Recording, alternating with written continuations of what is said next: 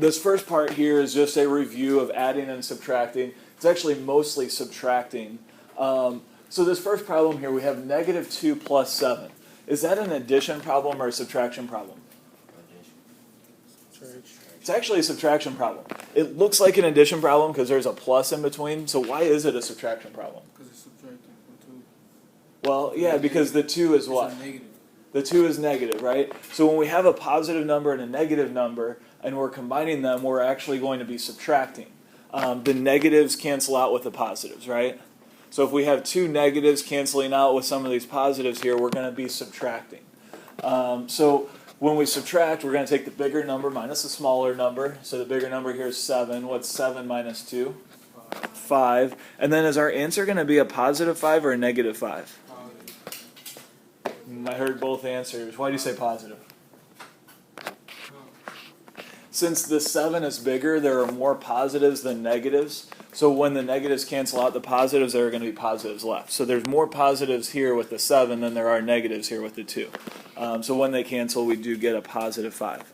Again, don't forget to box your answer. Even though there's not really any work to show, put that box around there to show it's your final answer for that one. Let's go over here to this one next. 5 minus 7. So the 5 is positive and the 7 is negative, right? So is this a subtraction problem or an addition problem? It is subtraction because one's positive and one's negative, kind of like the first one. So the positives and the negatives are going to cancel each other out. And so when the 5 positives cancel out with 7 negatives, what's going to be left? Negative 2. Negative 2, exactly. So 7 minus 5 is 2, but since there are more negatives than positives, we get a negative 2. How about this negative 3 plus 1? Is that an addition problem or a subtraction problem? It's subtraction again, right? Kind of like the first one, it's disguised as an addition problem, but since the 3 is negative, we have to subtract. So in this case, we have 3 negatives and 1 positive. The positives and negatives cancel. What's going to be left? Negative 2. Negative 2 again, exactly. This last one here, negative 2 minus 3, is that an addition problem or a subtraction problem? Subtraction. It's actually an addition problem, right? So in this case, we have 2 negatives and 3 negatives, and when we combine those negatives together, since they're the same, they're not canceling each other out.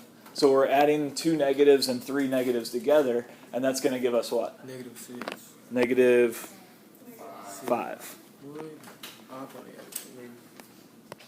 These 2 problems at the bottom here, we're going to have to remember order of operations. So if we're using order of operations, there's a specific order we have to do things. So we wouldn't want to, in this problem here, we wouldn't want to, say, subtract 12 before we do this exponent here. What was the acronym or the phrase that you remembered for this? Parentheses first. Yeah, please excuse my dear Aunt Sally is one way to remember it. Some people just remember the letters. So if you just take the first letters of each of those, what do you get? Please excuse my dear Aunt Sally. So you get PEMDAS. I'll probably refer to it as PEMDAS. This can be a little bit tricky, and I don't think we're going to run into it here, but one thing we need to keep in mind is multiplication and division are actually at the same time. Even though the M comes before the D here, we do them at the same time, going from left to right. And then the same thing with addition and subtraction, we do those at the same time. I don't think we're going to run into that here, but that does throw some people off sometimes. We don't necessarily do all of the multiplication before all of the division. We just do those in the same step. All right, so in this first problem here, what does the P stand for? Parentheses. Do we have any parentheses we need to get rid of? Yeah, we've got the parentheses here. So when we do the parentheses step, we're looking at what's inside of the parentheses, and we're going to do that. This one's pretty easy because there's only one operation in there. We need to do the 6 minus 2. What do we get when we do 6 minus 2? 4. All right, so what I'm going to do is I'm going to do that subtraction, that 4 there, and then I'm going to bring everything else down. I'm just going to do one step per line. So I'm going to have a few different lines here. That way I'll keep my work organized. If you did 1 or 2 in each line, that's okay. I would not recommend trying to do it all at one time. So I'm going to bring everything else down. So I've got that exponent, that 2 there. We'll talk about that in a second. And then the minus 12 and divided by 2. Okay, what does the E stand for? Exponent. So do we have an exponent in this problem? Yeah, this little 2 here is an exponent. Can anybody explain to me what that little 2, that exponent of 2 means? Multiply times 2. Well, we're not going to multiply times 2. Multiply 4 times 4. Yeah, exactly. So this 4 to the second power means that we're going to multiply the base, the bottom number, by itself this many times. Okay, so in this case, 4 to the second power means we're going to do 4 times 4. If it was 4 to the fifth power, then it would be 4 times 4 times 4 times 4 times 4.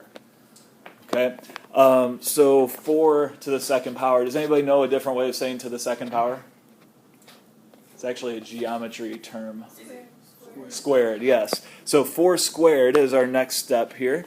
Means 4 times 4. And what is 4 times 4? 16. So that's going to be a 16. And then I'm going to just bring everything else down. Again, I'm not going to try to do too much at once because I don't want to get things mixed up and do things in the wrong order. If we do things in the wrong order, we're going to get a different answer. Okay. Now we have multiplication and division in the same step. So do we have any multiplication or division here? Yeah, we do have division, right? So let's do that division. We've got 12 divided by 2. 12 divided by 2 is 6. A couple of different ways we can think about this. It's actually a negative 12 divided by 2. And negative 12 divided by 2 is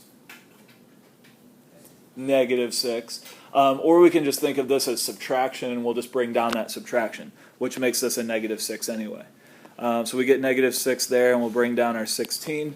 And there's only one thing left to do. We're on the addition and subtraction step now. 16 minus 6 is, I heard somebody say it, 10. And that's my final answer, so what should I do? Box it. This one can get a little tricky, and the tricky part of this one is that fraction bar. This fraction bar here has something built into it that we can't see. I like to call it the invisible parentheses. There are really parentheses here and here as far as the order of operations go. So we need to be careful that we follow those order of operations. If we didn't think about those parentheses there, and we did this multiplication and division step, it would be difficult because what does the fraction bar mean? What does a fraction mean? Division, right? So it means top divided by the bottom. So when we do that multiplication and division step, we would have multiplication here, division here, and division here, and that would get pretty hairy. We actually do need to take care of those parentheses first. Simplify the numerator, simplify the denominator, and then do our division with the fraction bar. So if we just look at the numerator, let's do the order of operations inside of these parentheses. So this is an example of one where we have the parentheses, but inside of the parentheses we still have to do the order of operations. So in this parentheses here, what are we going to do first? The multiplication, the subtraction, or the multiplication? Multiplication. Yeah, both of the multiplications, right? So let's go ahead and do that. We're going to do the 5 times 6, and that gives us what? 30. And we're going to do the 2 times 3, and that gives us 6. So we get 30 minus 6 on the top. And then looking at the bottom, let's do that same step, the multiplication and division step. So we do have a division there, right? The division we're going to have here is 12 divided by 2, which is 6.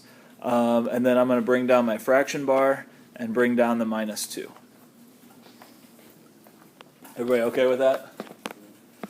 Okay, we still need to take care of the numerator and the denominator. We still have to do the 30 minus 6 and the 6 minus 2 before we do the division for that fraction. So we've got 30 minus 6, which is 24. So that gives us 24 on top. And then on the bottom we get 4. And then 24 over 4, we could simplify that fraction. We could reduce that by 2. We could reduce that by 4. But an even easier way to simplify that is to use the fraction as, what did you say fraction means? division, right? So we can just do 24 divided by 4, and 24 is divisible by 4, so it gives us 6. So you can reduce it and get 6 over 1. Let me ask this. If you get 6 over 1 as an answer, I talked about this yesterday. We want to give our answers as simple as possible. Which one's simpler, 6 or 6 over 1?